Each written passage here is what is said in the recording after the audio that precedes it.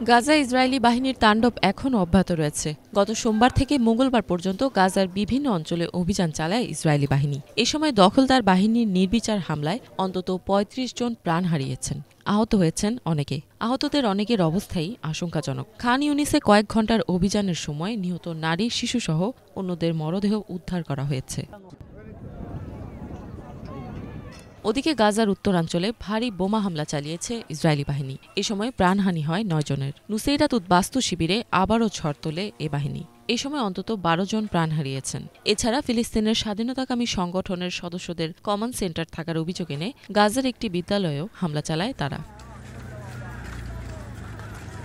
গাজা ইসরায়েলের যুদ্ধের প্রায় ১ বছর হয়ে যাচ্ছে। গত বছরের ৭ অক্টোবর এই সংঘাত শুরু হয়, যা বর্তমানে মধ্যপ্রাচ্যের বিভিন্ন অঞ্চলে ছড়িয়ে পড়েছে।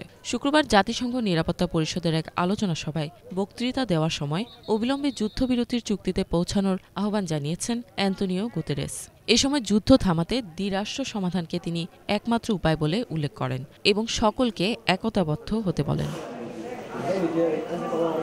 গত ২৪ ঘণ্টায় গাজায় ইসরায়েলের হামলায় অন্তত ২৩ জন মারা গেছেন, আহত হন আরও ১০১ জন।